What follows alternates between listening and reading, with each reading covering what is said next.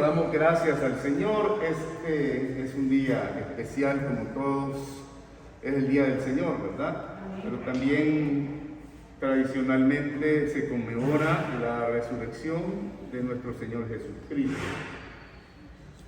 Y en esta hora vamos a hablar acerca de la resurrección.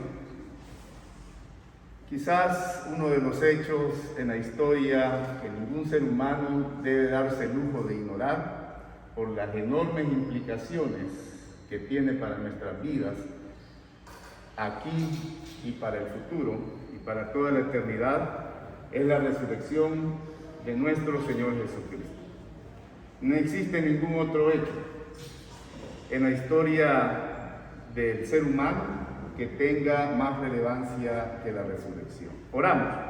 Padre, gracias te damos en esta hora por la bendición que nos das de estar delante de tu presencia. Obra, oh Dios, en nuestra vida, bendice nuestros corazones. Trae, Señor, el toque de tu palabra a cada uno y que podamos experimentar tu gracia sobrenatural en nosotros. En el nombre maravilloso de Jesús. Amén y amén. Si pudiera probarse que Cristo no resucitó, entonces el cristianismo no tendría ningún valor. Y todos los cristianos seríamos los seres más dignos de lástima en todo el mundo. El apóstol Pablo dice esto en la primera carta a los Corintios, capítulo 15, verso 13 en adelante. Porque si no hay resurrección de muertos, tampoco Cristo resucitó. Y si Cristo no resucitó, vana es entonces nuestra predicación. Vana es también vuestra fe, y somos hallados falsos testigos de Dios, porque hemos testificado de Dios que Él resucitó a Cristo, el cual no resucitó, y si en verdad los muertos no resucitan. Porque si los muertos no resucitan, tampoco Cristo resucitó. Y si Cristo no resucitó, vuestra fe es vana, aún estáis en vuestros pecados. Entonces también los que durmieron en Cristo perecieron. En esta vida solamente esperamos en Cristo. Si solamente esperamos en Cristo, somos los más dignos de conmiseración de todos los hombres. De hecho, si Cristo no resucitó, todos seríamos dignos de lástima, ¿verdad? Creyentes, incrédulos, porque no habría ninguna esperanza para el ser humano. Pero si en verdad hace más de 2000 años Jesucristo se levantó de la tumba 3 días después de haber sido ejecutado en una cruz romana, entonces nadie debería permanecer indiferente a este hecho tan trascendental. La resurrección de Cristo es un aspecto central de nuestra fe. Y una de las doctrinas que más ataques ha tenido o ha recibido por parte de los incrédulos. Desde los inicios de la iglesia, ¿verdad? Aún los mismos discípulos dieron por sentado que la muerte de Cristo en la cruz les había puesto un punto y final a sus expectativas. Como relata el apóstol Juan en su evangelio, pero Tomás, uno de los 12, llamado Dídimo, no estaba con ellos cuando Jesús vino. Le dijeron pues los otros discípulos: al Señor hemos visto. Y él les dijo: si no viere sus manos la señal de los clavos, y metiere mi dedo en el lugar de los clavos, y metiere mi mano en su costado, no creeré. 8 días después estaban otra vez sus discípulos dentro, y con ellos Tomás. Llegó Jesús, estando las puertas cerradas. Se puso en medio de ellos y les dijo: paz a vosotros. Luego dijo a Tomás: pon aquí tu dedo y mira mis manos, y acerca tu mano y métela en mi costado, y no seas incrédulo, sino creyente. Entonces Tomás respondió y le dijo: Señor mío y Dios mío. Jesús le dijo: porque me has visto, Tomás, creísteis. Bienaventurados los que no vieron y creyeron. Hizo además Jesús muchas otras señales en presencia de sus discípulos, las cuales no están escritas en este libro. Pero estas se han escrito, ¿para qué? Para que creáis que Jesús es el Cristo, el Hijo de Dios, y para que creyendo tengáis vida en su nombre. Eso lo dice Juan 24, 20 del 24 al 31. Tenemos que conectarnos con esta escena y con el resto de los sucesos que acontecieron ese día. Jesús fue crucificado un día viernes por la mañana. Su muerte se produjo alrededor de las 3 de la tarde. Inmediatamente después de esto fue sepultado en un sepulcro que era propiedad de José de Arimatea, y allí permaneció hasta el domingo en la mañana. Ese domingo bien temprano, un grupo de mujeres vinieron al sepulcro con el propósito de ungir el cuerpo del Señor con especies aromáticas. Pero se encontraron con el hecho de que la enorme roca que tapaba la entrada había sido removida y que el cuerpo del Señor había desaparecido. ¿Se ha preguntado alguna vez por qué la roca fue removida? ¿Era necesario que la roca se removiera para que Jesús saliera?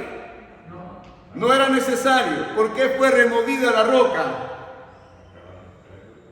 Para que pudiéramos ver que en esa tumba no había nada, que Jesús se había levantado de entre los muertos, había resucitado.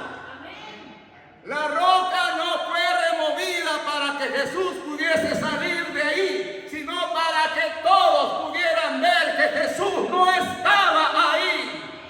Él se había levantado. Y estas mujeres se sienten confundidas. Dice la palabra que estaban perplejas. Me imagino que se quedaron hasta con la boca abierta. Obviamente no estaban esperando que Jesús resucitara de los muertos, igual que sus discípulos. Pero en ese momento se colocan junto a ella dos ángeles del Señor, que le dan una buena noticia.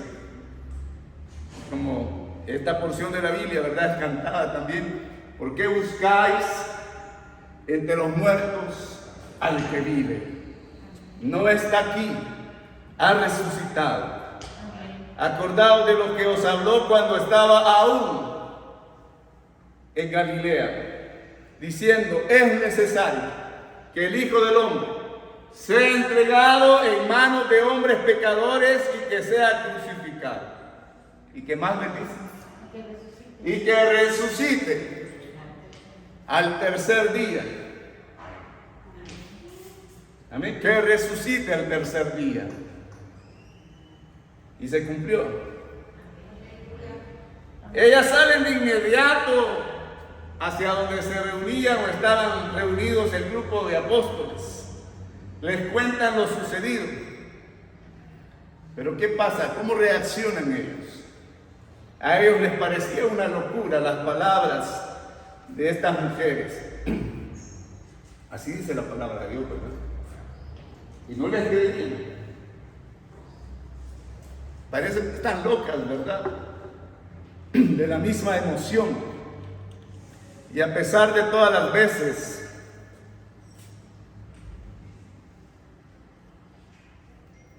que el Señor había hablado de su muerte y de su resurrección, los discípulos no habían logrado entender el alcance de sus palabras. No nos pasa lo mismo a nosotros. Dios nos habla y no logramos entender el alcance de lo que el Señor nos está hablando. ¿Y ellos por qué no lograban entenderlo? Por una sencilla razón. Esa enseñanza no encajaba con sus nociones preconcebidas acerca del Mesías prometido. ¿Por qué no entendemos nosotros? Porque a veces tenemos nuestros propios pensamientos, ya una predisposición a entender las cosas de una manera, cuando Dios nos está hablando de otra forma. El problema de los discípulos era que no podían concebir la idea de un Mesías crucificado. Para él el Mesías no tenía que perder, no tenía que ser derrotado, tenía que siempre ganar. Y eso es lo que muchas veces se enseña, ¿verdad?, a través de las generaciones, siempre hay que ganar. Y a veces se enseña tan mal que no importa cómo se gana. Al fin y al cabo, el fin justifica los medios, dicen algunos. Aunque bíblicamente y éticamente no es así. De manera que cuando Cristo fue condenado y fue crucificado, todos ellos llegaron a la conclusión de que sus esperanzas, todas sus esperanzas, habían muerto con Él.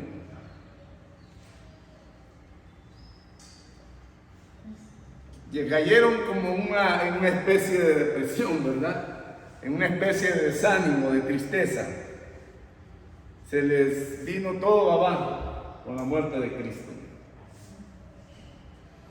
Pero entonces llegan estas mujeres reportando lo que habían visto. Y tanto Pedro como Juan deciden confirmar el asunto ellos mismos.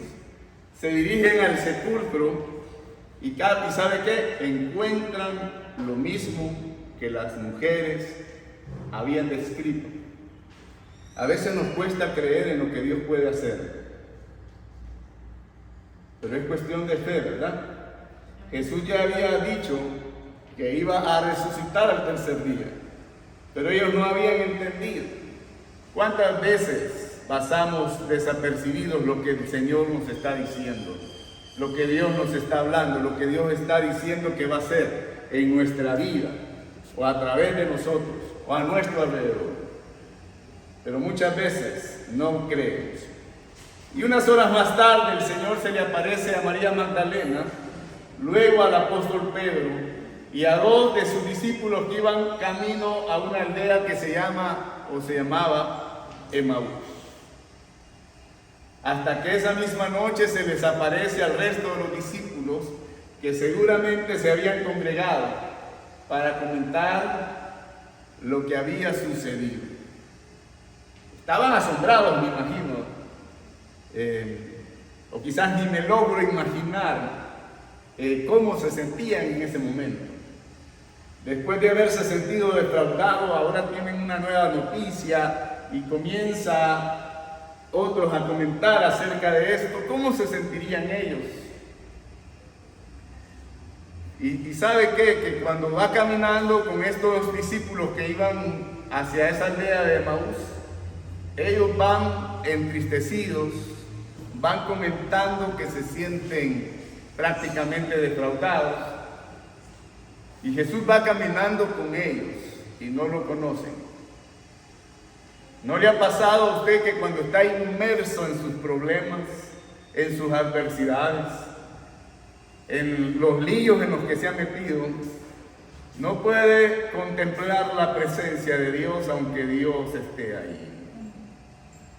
Y Dios está tratando de tener una conversación con usted, pero usted no lo reconoce, porque está viendo más la adversidad, el problema, la frustración, la tristeza, la depresión, el dolor que está pasando, y no logra apreciar la presencia de Dios.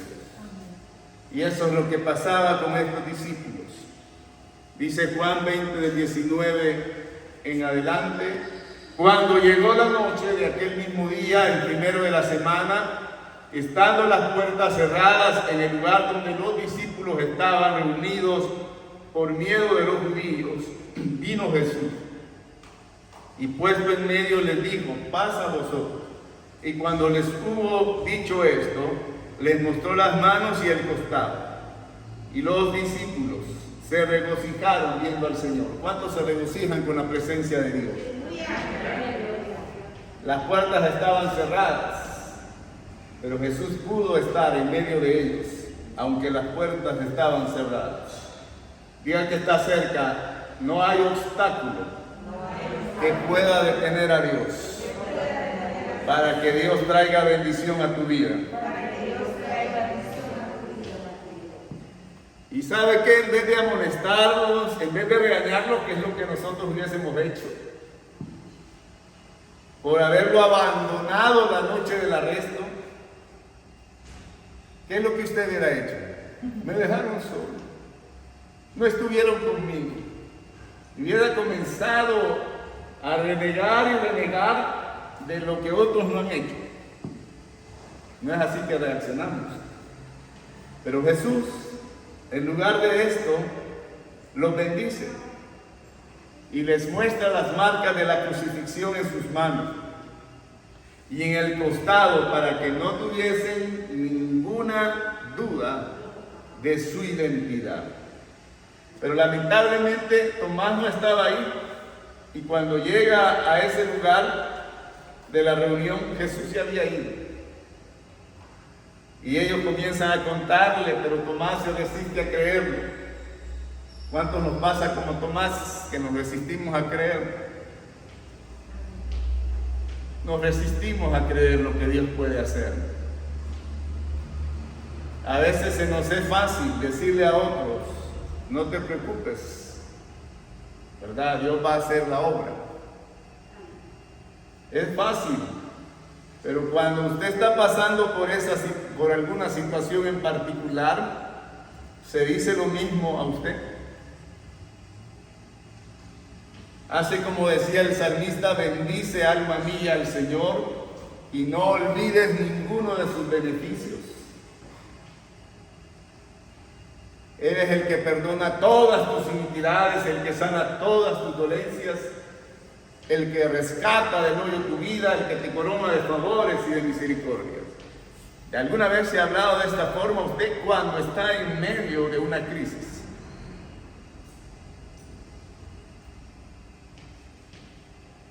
Pues eso es lo que le pasó a Tomás, lo mismo que le pasa a usted en muchas ocasiones. Y muchas veces es más fácil juzgar a otros: es que este no tiene fe, dice. Pero no es lo mismo estar en la situación. Tomás no fue el único que dudó. De hecho, cuando las mujeres llegaron a dar el testimonio acerca de que Jesús no estaba en el sepulcro, tampoco ellos creyeron. Ellos tuvieron que verificar lo que las mujeres habían dicho. Todos creyeron cuando vieron las marcas que Jesús tenía en su cuerpo.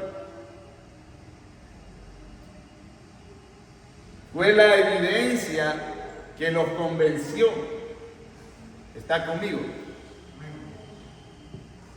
Y por eso algunas personas dicen: hasta no ver, no creer. Tomás no era un incrédulo materialista que se negaba a creer todo lo que no puede ser comprobado. Tomás era un judío, una persona devota, que creía en la existencia de Dios, en la capacidad que tenía Dios o que tiene Dios de obrar milagros. Pero el problema que estaba pasando Tomás era un problema emocional. ¿No le han embargado a usted a veces las emociones? Debido a la crisis, a los problemas, a las adversidades que pueda estar pasando, quien comienza a tomar control de su vida son las emociones. Y eso es lo que estaba aconteciendo en la vida de Tomás. Las emociones lo habían embargado. Así que no era un problema en cuanto a lo que creía o no creía, sino que era un problema de carácter emocional. Y no es ese el mal que tenemos en la sociedad actual. Problemas emocionales, problemas depresivos, problemas de quererse quitar la vida, de dañarse a sí mismo. Es un problema emocional. Ahora diga que está cerca: no te dejes controlar por la parte emocional. Deja que el Espíritu Santo tome control de tu vida. Amén. Mire, este hombre acaba de pasar por una profunda desilusión cuando Cristo fue crucificado. Y seguramente no quería volver a sufrir una decepción adicional. ¿Verdad? Es lo que le pasa a cualquier persona. No quiere volver a pasar por una misma situación. Amén. Aún a los que tienen perritos, se le muere un perrito y después no quieren tener otro porque no quieren pasar el sufrimiento de ver morir a su mascota. No digamos con algo más grande todavía. Tomás había creído que Jesús era el Mesías, que había sido ampliamente anunciado por los profetas del Antiguo Testamento. Había renunciado a todo y había seguido durante 3 años y medio a Jesús.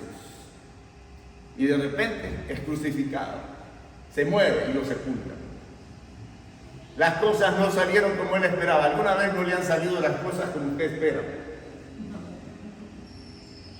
Es que yo esperaba tal cosa, es que yo tal cosa. Sí, pero las cosas muchas veces no salen como nosotros esperamos. Lo cierto es que en la cruz del Calvario, para ellos en ese momento Jesús no había podido salvarse a sí mismo.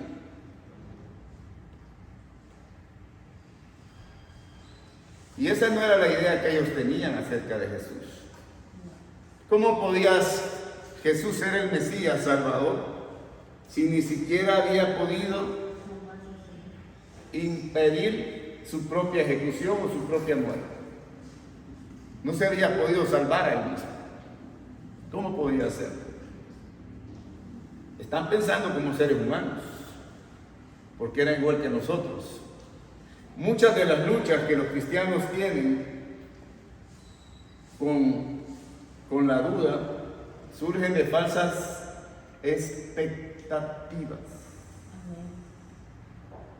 Digan que está cerca, no tengas falsas expectativas.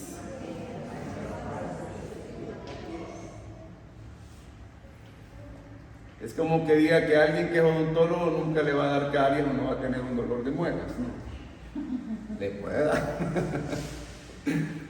Puede tener algún problema por ahí. Pero hay falsas expectativas acerca del amor de Dios. Falsas expectativas acerca del matrimonio. Amén. Somos cristianos, entonces nuestro matrimonio no va a tener problemas. ¿Cómo no? Porque están 2 personas en una relación. Puede haber problemas. En la crianza de los hijos. ¿Cuántos cristianos tienen hijos rebeldes? Hijos que no siguen los principios o los valores. También podemos tener falsas expectativas. En la vida cristiana, en comunidad, creemos que cuando llegamos a una iglesia, a una congregación, todos los que están ahí son perfectos. Vamos a tener un buen lugar, un buen ambiente, no hay problemas, ahí no hay chambre, ahí no hay nada. Todo es perfecto. Esa es una falsa expectativa. Somos seres humanos todavía con defectos. Seremos transformados totalmente cuando el Señor nos lleve a su presencia. Amén. Amén, hermanos. Amén. Y es por eso, con esas falsas expectativas que se tienen, que la gente se frustra, se desanima, ¿verdad? Y a veces hasta se enoja con Dios. Muchos profesan ser creyentes y terminan convirtiéndose en fugitivos de las iglesias. ¿Y por qué tal persona ya no está? ¿Y por qué la otra? ¿Y por qué el otro anda descarriado, verdad? ¿Y por qué el otro está haciendo tal cosa? Y mire que a tal persona la vi así, la vi allá y no sé qué. Sí, porque tienen falsas expectativas. Pero lo importante es que usted y yo mantengamos una relación estrecha con el Señor. Amén. Amén. Y no depender de las falsas expectativas, sino de la gracia del Señor para nuestras vidas. Amén. Amén. Con el paso del tiempo muchos se desencantan de otros cristianos, porque la realidad no encaja con su visión romántica del cristianismo. Yo comencé a asistir a la iglesia hace ya bastante tiempo, ya varios años. Cuando yo llegué a la iglesia, llegué con esas falsas expectativas. Híjole, hasta me sentía como, ¿cómo le puedo decir? Como menos que todos los que estaban ahí. Porque los veía así, ¿verdad? Como que ya tenían alas. Pero después me di cuenta que no, que eran igual que yo. Pero tenía una visión romántica de lo que es el cristianismo. Tomás tenía que estar absolutamente seguro que no se trataba de un truco o de una especie de alucinación colectiva. De ahí de las demandas específicas de su reto. Si no veo en sus manos la señal de los clavos y meto el dedo en el lugar de los clavos y pongo la mano en su costado, ¿qué dice? No creo.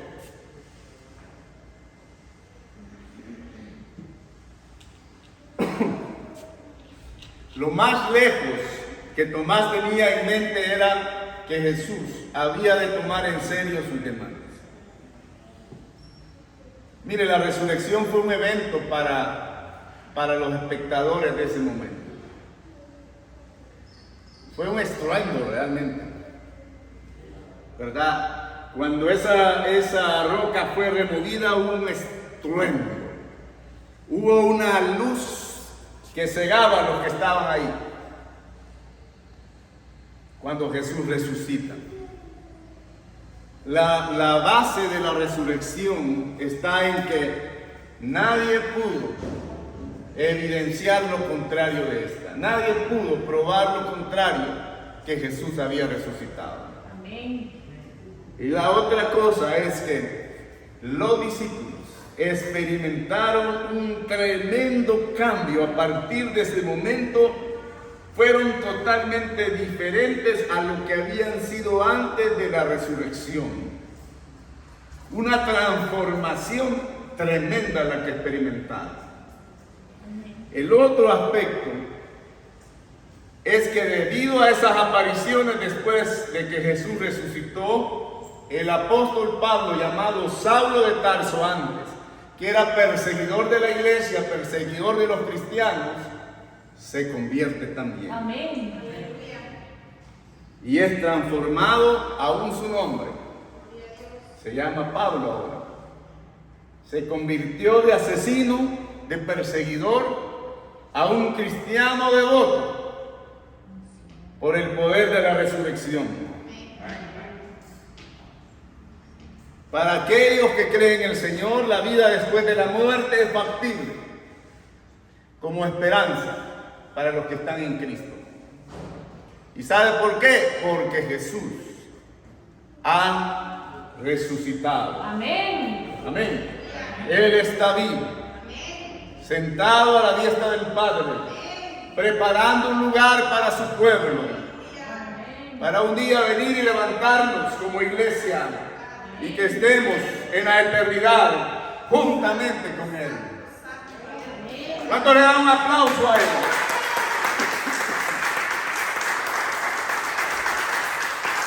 ¡Aleluya! Gracias, Padre. Te bendecimos, te exaltamos, te glorificamos en esta hora. Reconocemos que tú te levantaste de entre los muertos al tercer día y que ahora vives y permaneces para siempre. Que nos das vida, Señor, así como te levantaste de entre los muertos. Ese poder de la resurrección que te levantó en ese momento tiene el poder para darnos vida y vida eterna y librarnos de la condenación del pecado. Glorifícate, oh Dios, sobre tu pueblo en el nombre maravilloso de Jesús.